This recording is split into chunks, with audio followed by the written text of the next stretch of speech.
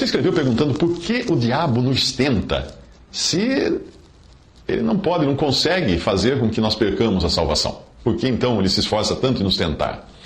Quando Jesus afirmou que nada e nem ninguém pode tirar uma ovelha salva das mãos do Pai, ele deixou bem claro que a salvação é impossível de ser perdida. Então, por que Satanás perderia seu tempo tentando um salvo para fazê-lo tropeçar ou cair em pecado, se com isso não irá conseguir levá-lo para o lago de fogo? Muito simples. Ao fazer um cristão cair em pecado, o diabo consegue tirá-lo de circulação como testemunho para Deus. Quando um salvo por Cristo cai em pecado, ele não perde a salvação, mas ele perde a comunhão com Deus. E fica inútil, fica sem adorar, sem testemunhar, sem pregar o Evangelho, sem fazer as obras que Deus preparou para que ele andasse nelas. Além disso, ele acaba atrapalhando a vida de outros cristãos com o seu mau testemunho, às vezes até arrastando outros para o pecado, ou fazendo aqueles que tentam ajudá-lo a sair da lama perder tempo precioso que poderia estar sendo empregado em outras atividades. As antigas minas terrestres usadas nas guerras, elas eram feitas para matar o soldado. Tinha um poder de explosão que matava imediatamente o soldado. As modernas minas não são assim. Elas são menores e são feitas apenas para ferir. Os estrategistas militares descobriram que é melhor ferir um soldado na guerra do que matá-lo. Porque um soldado ferido inutiliza outros 2 soldados que precisarão carregá-lo, reduzindo assim a capacidade do exército de lutar. São muitas as artimanhas de Satanás para atrapalhar a obra de Deus. Veja que ele não se preocupa apenas com os vivos, mas até com cadáveres.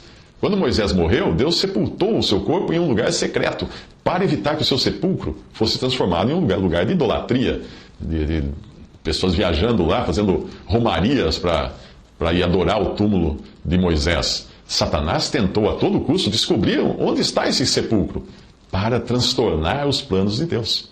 Em Judas 1,9 diz: mas o arcanjo Miguel, quando contendia com o diabo e disputava a respeito do corpo de Moisés, não ousou pronunciar juízo de maldição contra ele, mas disse: o Senhor te repreenda.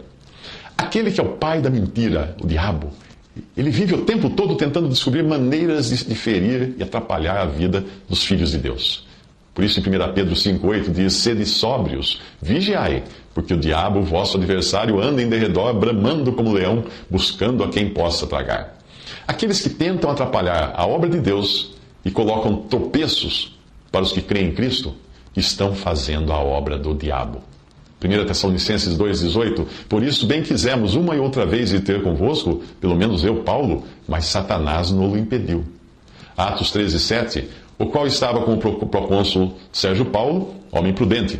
Este, chamando a si Barnabé e Saulo, procurava muito ouvir a palavra de Deus, mas resistia-lhes Elimas, o encantador, porque assim se interpreta o seu nome, procurando apartar da fé o procônsul.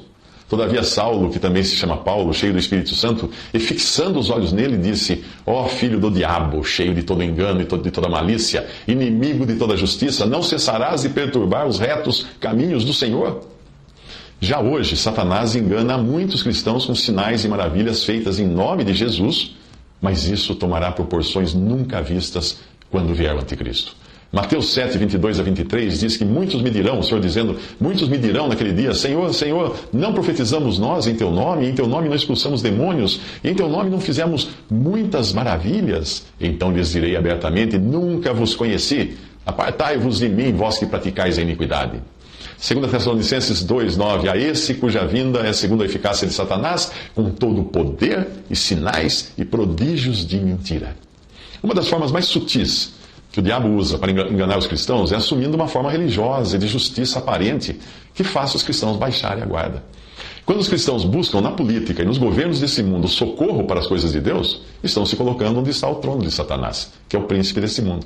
Em Apocalipse 2,13, o Senhor fala: conheço as tuas obras e onde habitas, que é onde está o trono de Satanás. E retens o meu nome e não negaste a minha fé, ainda nos dias de Antipas, minha fiel testemunha, o qual foi morto entre vós, onde Satanás habita. Em Gênesis 14, 22 a 23, diz que Abraão, porém, disse ao rei de Sodoma: levantei minha mão ao Senhor, o Deus Altíssimo e possuidor dos céus e da terra, jurando que desde um fio até a correia de um sapato não tomarei coisa alguma de tudo que é teu, para que não digas: eu enriqueci a Abraão. Ao aceitarem a ajuda de incrédulos na obra do Evangelho, alguns cristãos estão sem saber, estão deixando-se levar pelas lisonjas de demônios. Não é raro nós vermos incrédulos elogiando os crentes e até parecem estar promovendo a obra de Deus, quando na verdade é o diabo que está por trás dessa dissimulação. Veja o que aconteceu em Atos 16, 16 a 18. E aconteceu que, indo nós à oração, nos saiu ao encontro uma jovem que tinha espírito de adivinhação, a qual, adivinhando, dava grande lucro aos seus senhores. Esta, seguindo a Paulo e a nós, clamava, dizendo: Estes homens que nos anunciam o caminho da salvação são servos do Deus Altíssimo. E isso fez ela por muitos dias. Mas Paulo, perturbado, voltou-se e disse ao espírito: Em nome de Jesus Cristo te mando que saias dela. E na mesma hora, o espírito saiu. Finalmente, se você gosta de ver defeitos nos seus irmãos, está o tempo todo os acusando de algo, saiba que também tem alguém que vive fazendo isso.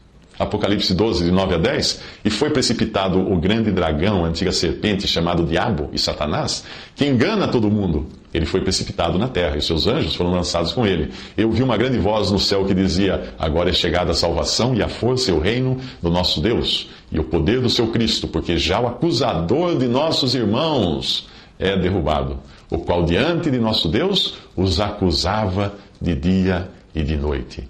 Portanto, se você gosta de criticar os irmãos, de falar mal dos seus irmãos, de trazer acusações contra os seus irmãos, saiba que existe um que faz esse trabalho muito bem e está muito feliz com isso. O nome dele é o Diabo, Satanás, a antiga serpente.